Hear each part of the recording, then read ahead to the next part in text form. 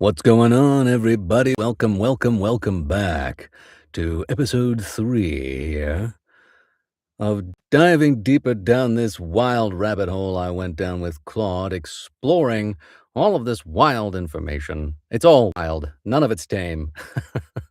We're out here in the wilderness, man. This is the tall grass. I hope you all are well this evening, and I look forward to moving forward with this information. Tonight is episode 3, where we now look straight to the face of Hathor. Not only as Hathor is introduced to us in the Nine or in ancient Egypt, but considering Hathor more than just as initially presented, more as a mechanism. We'll continue on exploring the fallen angels, the not so fallen angels, and where we can start to find ourselves fitting in all of this business. So without further ado, let's begin. I asked Claude, let's look further into Hathor. Go further, go deeper. What other connections can we make with Hathor? Does she have a correlation to the archangel structure and hierarchy? Like we saw in our last episode, there is some overlapping with the way the Nine presents themselves and the way the Fallen were at least depicted in several books, not just one. Is there a counterpart to her opposite? Or is she a mechanism and technology alone? When was she first introduced into Egypt? And if the Fallen and Nine want to enter into the material realm via human erotic ritual, is there a good guy way of ascending that could put a human on equal or at least stronger footing to recognize, rebuke, and even banish these influences and their attempts at taking over? So we start with Hathor being mechanism and the deepest layer of the Egyptian cosmos. When was she first introduced? The origins of Hathor stretch back to the prehistoric period of Egyptian civilization, where she likely evolved from earlier cow goddesses worshipped in the Nile Delta. Archaeological evidence suggests that her cult began in the early dynastic period, possibly originating from the merger of several local fertility deities. And, I'm just going to pull this up because I thought it was cool. Uh, when you look at Hathor's sculptures, carvings in ancient Egypt, pulling up the Hathor sculpture picture, it looks kind of like the female reproductive system. And Hathor is, known as the Lady of the Night, the Lady of the Vulva, as we had discovered previously. Here, this is a goodie. There we go. I'm going to be sharing this image in just a moment. Here we go. Yeah, take a look at this. So, yes, those are cow ears, right? We got cow ears on either side, but we also almost every carving that we see of Hathor, it's got this almost Ankh-like structure that seems to resemble, at least somewhat, the female reproductive organs. Take a look, judge for yourselves. Let's get back to it. Okay. So, archaeological evidence suggests that her cult began in the early dynastic period, possibly originating from the merger of several local fertility deities. Interesting. Ancient texts describe her as one of the primordial forces of creation, existing even before the establishment of the former Egyptian pantheon. Some creation myths position Hathor as the cosmic cow who gave birth to the sky itself, with her body forming the heavens and her milk creating the Milky Way. The most ancient datable evidence is a palette from approximately 3500 to 3200 BC, which shows a silhouette of a cow's head with horns surrounded by stars, suggesting a cow deity linked with the sky. Let's see if we can find that too. Happy Thursday to everybody.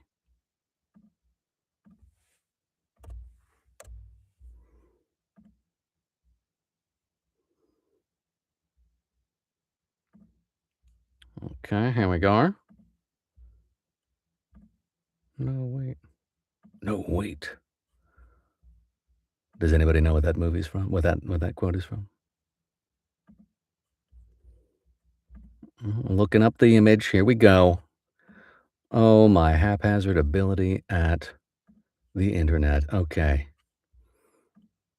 Right. So there it is. That's what we're talking about. The most ancient depiction. Cow's head, stars in the sky. You got the bull's horns. There you go. Do we see it? Yes, we see it. All right. Good deal. Right. So this is suggesting a cow deity linked with the sky. Now, despite these earlier precedents, Hathor is not unambiguously mentioned or depicted until the fourth dynasty, which is around 2613 to 2494 BC of the Old Kingdom in Egypt. Although several artifacts that may refer to her date may refer to her date to the early dynastic period, 3100 to 2686 BC. Let's see, can you find that? Yeah, it's from Wikipedia, but it'll do. Oh dear.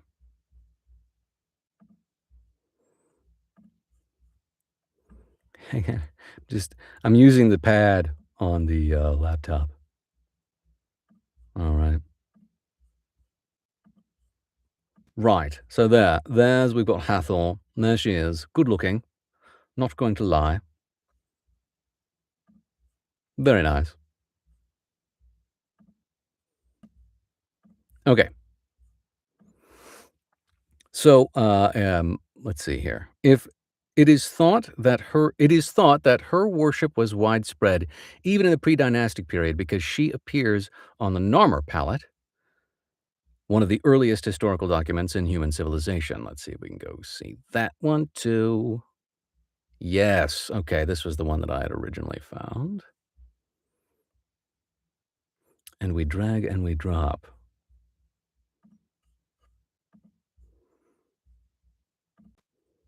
So here you can see that Nama palette just there, also referencing Hathor. There we go. Alrighty dighty.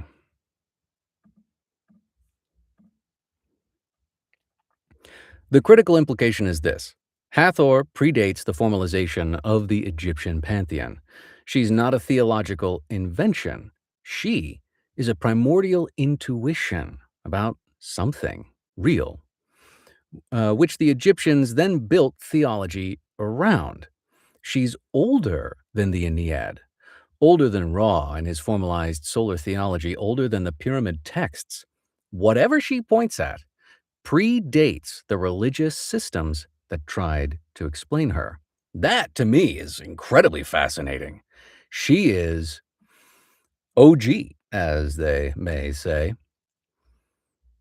Is she a being or is she a mechanism? The theological answer. And the one word answer is both. And the distinction between the two is precisely what Egyptian theology refused to make. And I actually consider that to be a kind of elevated state of consideration when it comes to these influences that we are interacting with. They are both mechanisms and beings in and of themselves. The key here is the Eye of Ra concept, which is the central theological structure through which Hathor operates. The eye is not simply a metaphor. In Egyptian cosmology, Ra's eye is the operative power in the world.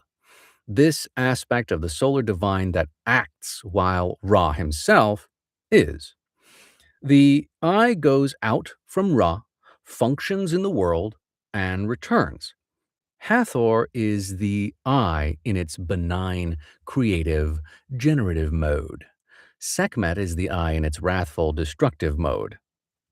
And I know there are correlations in ancient Indian texts too, with this dual kind of identity when it comes to high level female deities. Now, this makes Hathor simultaneously a being with personality, mythology, and temple worship, the technology by which divine solar power interfaces with the material world, the principle of erotic creative attraction that draws the divine toward the human and the human toward the divine. In Western philosophical terms, she's something like what Aristotle called a formal cause, not merely a thing, but the form that makes a thing what it is. She is the form of divine to human connection itself. I don't know why, but for whatever reason, um, what's it, David Bohm? David Bohm's implicate and explicate order. I mean, I don't think it immediately overlays that, but the idea of an implicate form that makes an explicate thing what it is. I don't take that for what you will.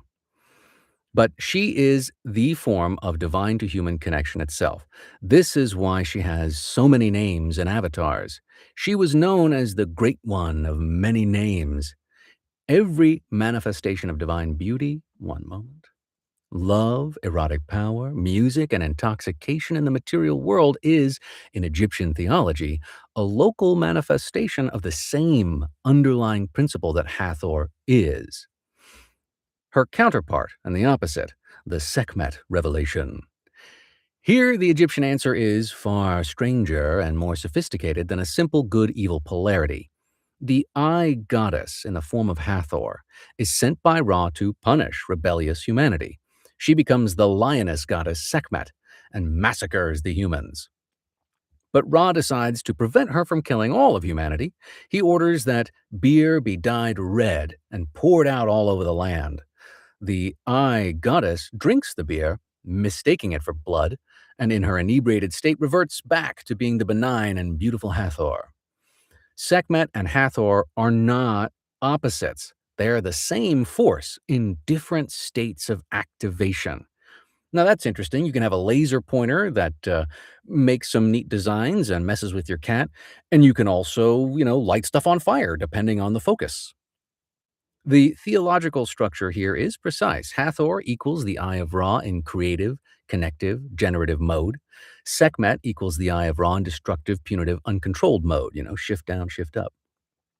The transformation between them is managed by intoxication, the red beer myth, which is itself one of Hathor's ritual technologies. Ritual technologies. That's going to keep coming back. The saving of mankind was commemorated every year on the feast day of Hathor Sekhmet.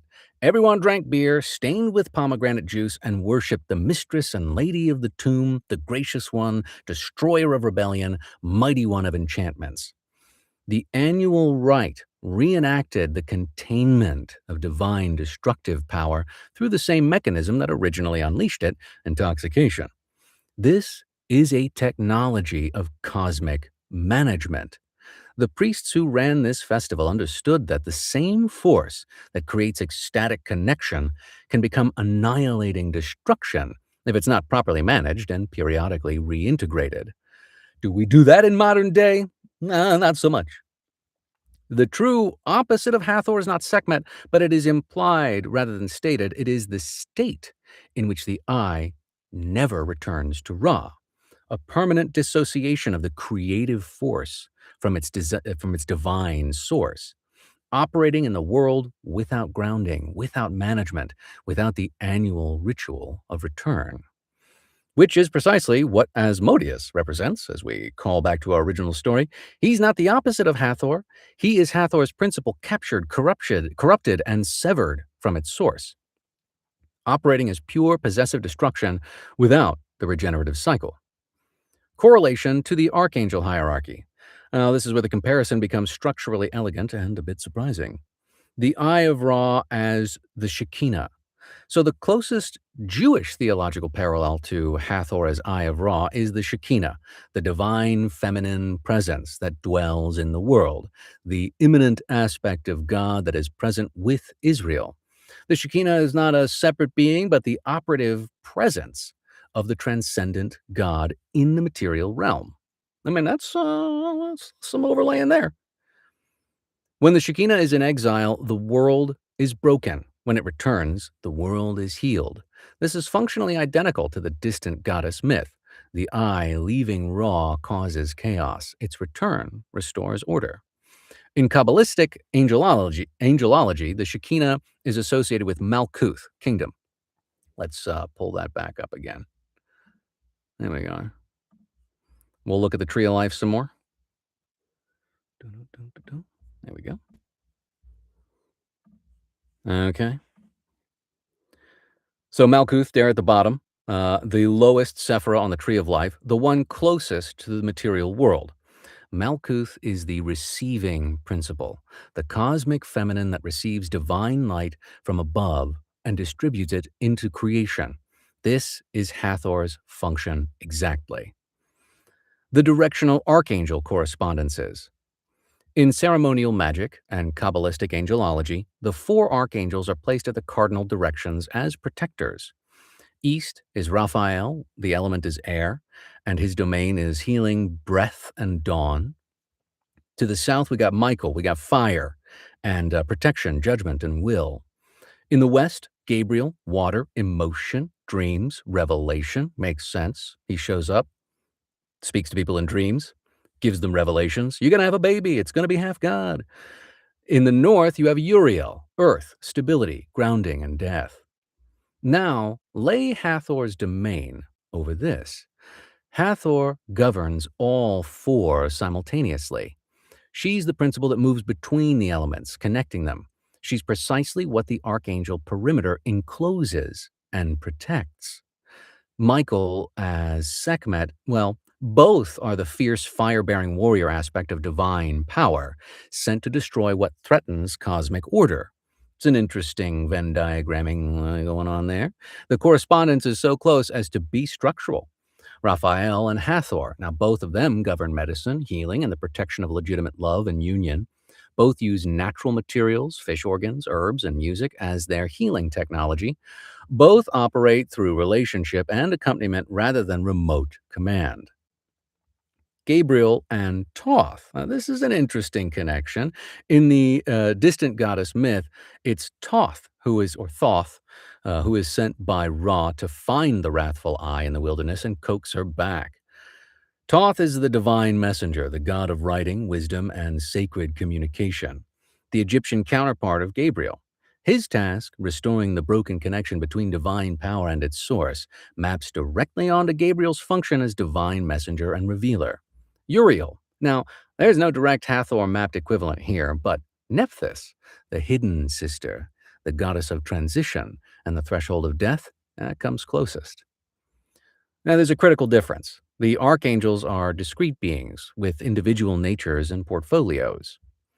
They've all invested in some incredible ETFs. Hathor is a divine principle that manifests through multiple forms. It's not a failure of Egyptian theology to distinguish. It's a fundamentally different cosmological architecture, and I would argue mental architecture. Where the Abrahamic tradition says God has seven messengers, each with a specific function, Egyptian theology says God has one operative power that manifests in seven ways. Both are attempting to describe the same underlying reality of how divine energy interfaces with the world. They just use different grammars. And, we've been speaking the same thing in many different languages with so many different vocabularies for some time here. It's time for some synthesis. Hathor, the nine, and the fallen, the precise mechanism. Now the synthesis tightens into something genuinely important. The Watchers descended through Eros, through the desire of the divine for the human. Hathor governs Eros as a cosmic principle. She's literally the divine principle of what the Watchers experienced, the attraction of a higher ontological order toward a lower one, expressing through desire. Now, this makes Hathor not a fallen entity and not a malevolent one, but the principle that fallen entities hijack. This is fascinating. Just as a virus doesn't create the cell it infects, but exploits an existing cellular mechanism, the fallen angels and the nine don't create erotic or ecstatic attraction, they exploit a principle that was always already built into the structure of creation, built into our very selves. Hathor, in her proper functioning, divine solar power flows down through the eye, enters the world as creative, generative, healing love, and returns to its source in the continuous cycle of devotion and renewal. The Watcher 9 mechanism. That same downward flow is intercepted. The return cycle is broken, and the one moment, generative energy is extracted without return. What Dr. Lin calls loosh, which also Robert Monroe calls loosh, Robert Monroe called the energy parasitically harvested from human emotional experience. Hmm. Make sure that's still going. We're still going. Good. Now, the good guy path, how a human achieves stronger footing. Here we go. This is really what I'm all about, and we're going to use this language here. We're going to explore it through these texts. But when it comes down to the nitty gritty, this is really what I want to talk about because we can expand our awareness. We can begin to understand these greater realities that we are enmeshed within and are a part of intrinsically. But what do we do about it, man? That's what I desperately am exploring and wanting to know and, to get into. So, the good guy path, how a human achieves stronger footing. This is the most important question, and it has a precise answer across multiple traditions. Let's lay it out. The core principle, what these entities actually require.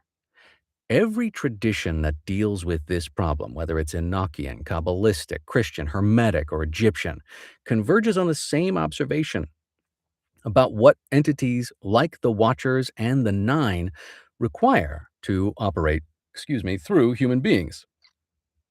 We had steak this evening, it was delicious. They require a vacancy, the technologies that facilitate their entry, trance, intoxication, sexual frenzy, sensory overwhelm, extreme isolation, sleep deprivation. These all function by the same mechanism. They temporarily suspend the human's own consciousness and will, creating a gap that the entity can occupy. The human body becomes apparatus, as Dr. Lin says, because the human self has been temporarily evacuated. The implication is direct. The path of genuine ascension moves in the opposite direction, not toward emptiness, but toward fullness. Oh, I just lost my spot. Right. It moves in the opposite direction, not toward emptiness, but toward fullness, not toward suspension or of consciousness, but toward its intensification, not toward dissolving of the individual, but toward its completion. From the Abrahamic Kabbalistic tradition, the Devakut and Zelem Elohim, Tzelem Elohim, the Kabbalistic concept of Devakut, cleaving or adhesion to God, describes a state of consciousness so continuously oriented toward the divine source that there's no gap, no vacancy, no window of disconnection through which a lower entity can operate. It's not trance. This is a precise opposite trance, not a trance, right, the anti-trance, an actively intensified awareness of one's relationship with the divine ground of being.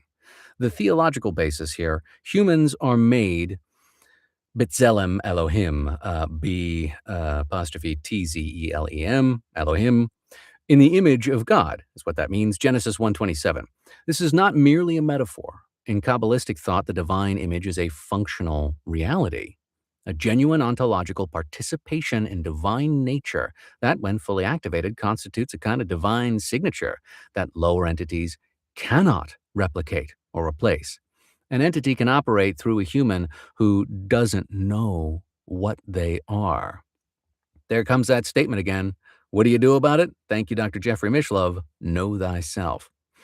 It cannot operate through a human who is fully, actively, and consciously themselves, because what they are is the image of God, the image of God. And that image functions as a natural barrier. I think that's pretty straightforward.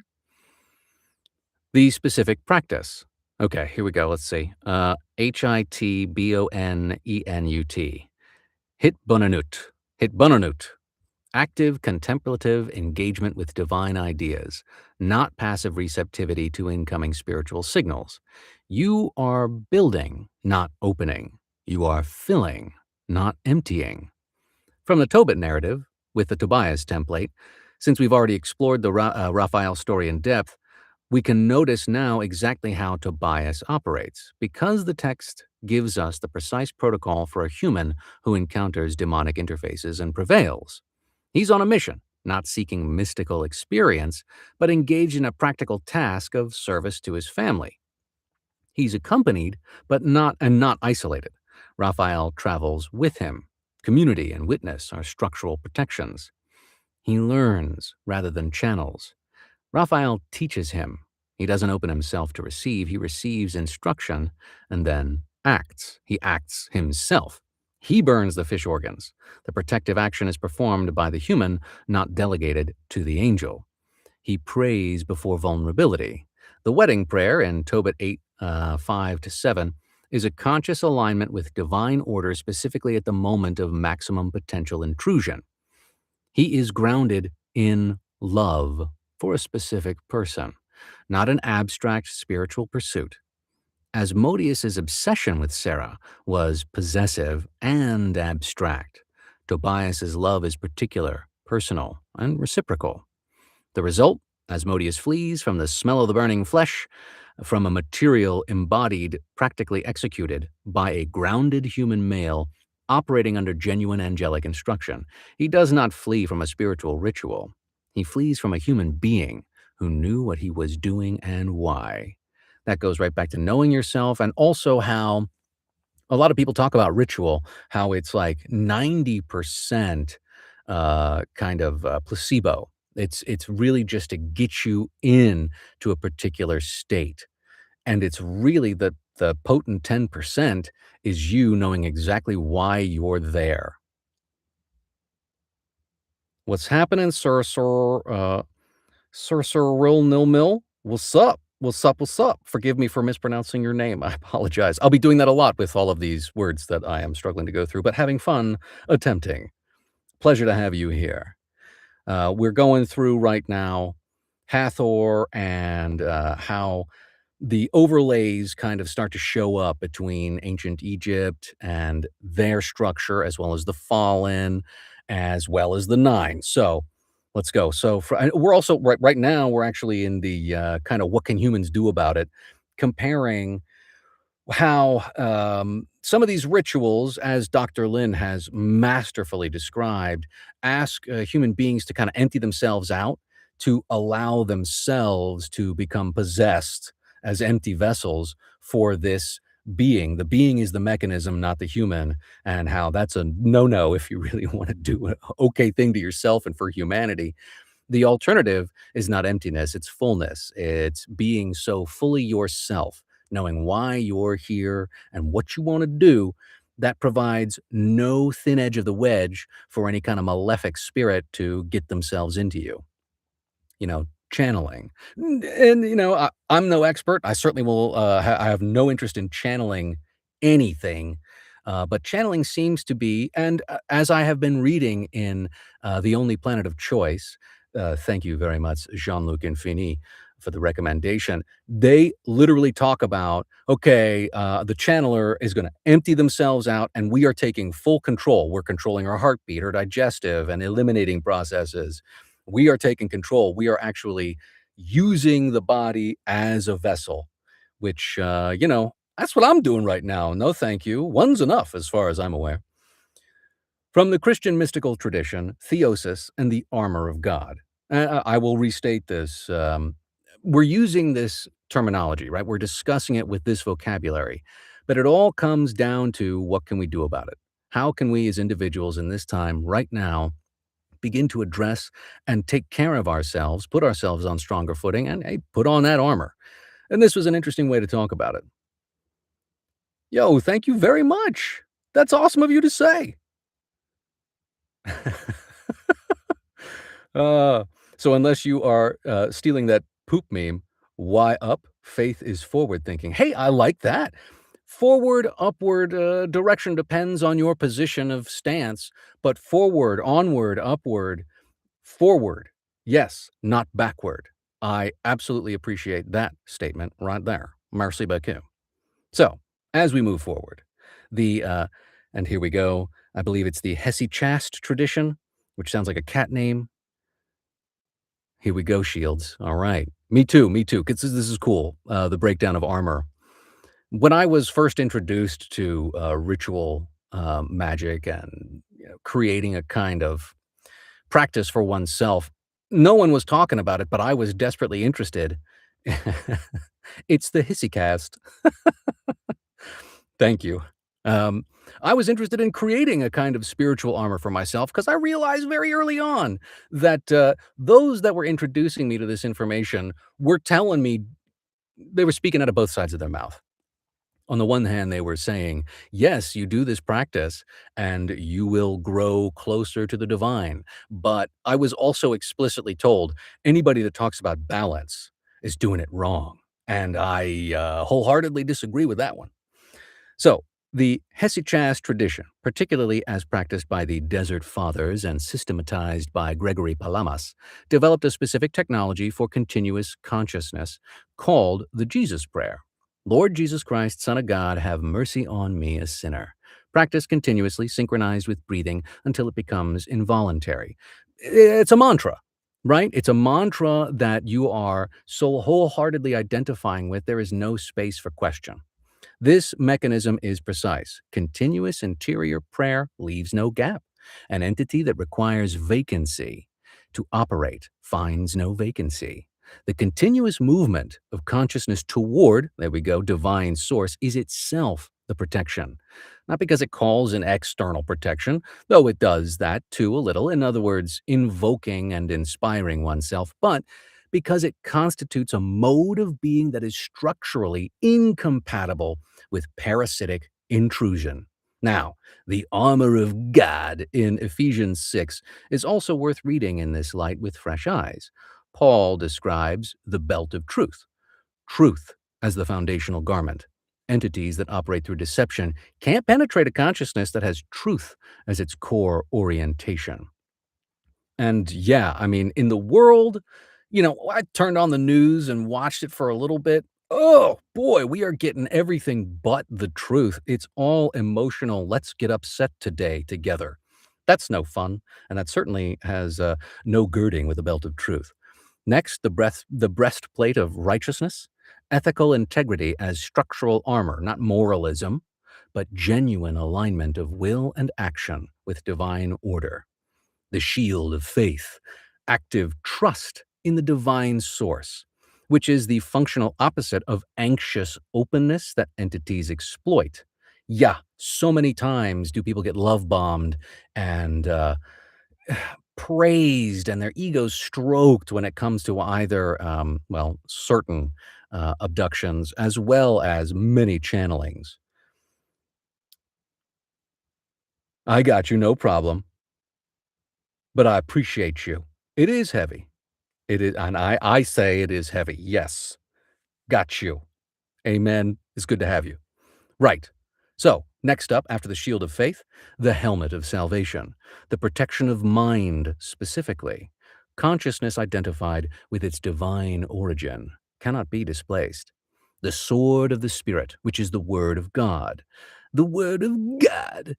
The active use of divine truth as an offensive instrument, not merely defensive posture. And hey, yeah, we need a little bit of that too. The best defense is a good offense. It's a complete system. Notice what's absent: passive meditation, trance, just absolutely no thing, receptivity opening. The entire structure is active, clothed, armored, and ready. From the Egyptian tradition, Ma'at, is it Mat? Is it Ma'at? I don't know. M-A apostrophe A-T as the core technology. Were I in ancient Egypt and everyone was going, hey, did you get up on that, get a little Ma'at? I'd be like, are you all right? Did you have something? You got a little choke? What's happening? No, no, just one with Ma'at. So, from the Egyptian tradition, Ma'at as the core technology. And this recurring idea of these ideas, these forms, also as technologies, also as entities, is fascinating and certainly not the usual way we consider this stuff. Now, in Egypt, the weighing of the heart, in which Anubis weighs the deceased hearts against the feather of Ma'at, is usually read as a post mortem judgment, but it describes something that should be operative in life. Mhm, mhm, mhm. Mhm, mhm, mhm. Absolutely. The continuous alignment of one's inner self with Ma'at, truth, cosmic order, justice, right relationship. There's nothing there. Truth, cosmic order, justice, right relationship that is overlaid with any kind of moralism. That I can get behind. The feather is the lightest possible thing. The heart that weighs the same as the feather is a heart so transparent to truth that there's no density of untruth or self deception or hidden agenda in it. It can't be grabbed because there's nothing to grab. It can't be corrupted because there's no corruption already present. Now, the priests of Sekhmet, who were simultaneously physicians and ritual managers of the most dangerous divine power in the Egyptian cosmos, understood this explicitly. They managed Sekhmet through knowledge and ritual rather than through avoidance or surrender. You don't escape the eye's power by pretending it doesn't exist. And isn't that true for the work we have to do? If I just don't think about it, maybe it'll go away. You manage it by understanding it precisely, aligning yourself with Ba'at, and performing the ritual of return, the annual festival of drunkenness that reintegrates this dangerous power with its divine source. Mhm. Yes, I'm with you. The Raphael protocol as synthesis. Pulling this all together, the complete good guy path that addresses my question, we got number one, know the landscape. Well, I would certainly love more input because I love the conversation and the continuous education that I'm receiving through people who understand more than I. So, moving on. Know the landscape. The entire conversation is itself protective. The entities described, whether watchers, the nine, or demonic figures like Asmodeus, operate most powerfully through ignorance. The moment you can name, categorize, and understand what you are dealing with, you are already on stronger ground, and I agree with that. Raphael taught Tobias what the fish organs were before any demon appeared. Preparation precedes encounter. What's that? Prior preparation prevents piss poor performance. Number two, maintain continuous consciousness. The Hesychast Jesus prayer is one form of this. Ethical integrity and intellectual honesty are others. The goal is the consciousness that is never genuinely vacant, never in the dissociated, emptied state that entities require. Interesting, a dissociated state is usually sought after in MK Ultra experiments and other kinds of darker corners where it's said that when you are able to get somebody to dissociate, something else is able to make their way in. Hmm. So, trance practices, unless conducted with exceptional preparation and community support, open exactly these gaps that these entities exploit. Number three, operate through relationship, not isolation. I'm simply exploring other things and reading. Mhm. Mm, mm, mm, mm. Hey, this is great. If you would like to, absolutely. How am I able to invite? That would be tight. I would appreciate the conversation. Or if you'd like me to pause, I can show some pictures and then I can read. How do I invite you? You can tell I'm super new. Pop out. Here, I'll stop sharing this. Mm-mm.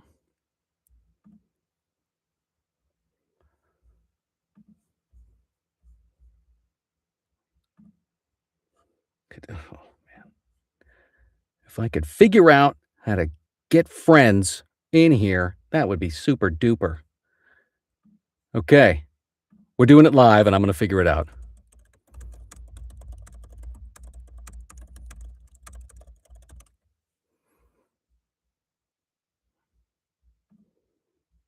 Right, right, right. Okay, sure.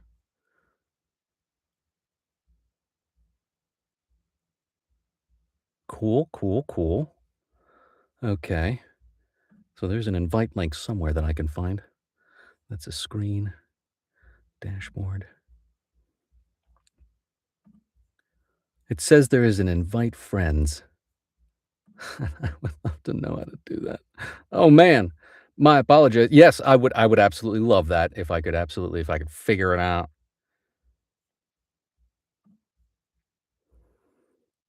Choose to copy link or send invite link to co-streamer to share invitation with your guest. What do I gotta stop this and then start again? We can start together? Maybe? Yeah, share link and to here. Let's see. I can add you as a moderator. I don't wanna opposite of timeout. We're figuring it out, slowly but surely. If anybody has any tips. Where is this screaming? I'm trying to find the link, and I cannot find it. Yeah. Oh, you gotta use a mobile phone. Okay. Sure. Yeah, I'm not doing this via third party. I'm going native on YouTube. Maybe that's why I have limited capability. Ooh. I don't have access to that feature. Yes, I think you're right. Well, all right, let's see here. I'll tell you what. Okay, you know what? I'm gonna give it a pause. I will be back, and I will see if I can invite you. Give me a moment. I gotta copy your name. Okay. Hang tight. Happy Thursday. This is great. Hey, yeah, I appreciate you hanging out. This is really cool. Thank you for hanging. Okay, we're gonna end this. We're gonna come back, and we're gonna have a very cool individual come in, and I'm gonna get some education. We're all gonna get some education. I'll be right back.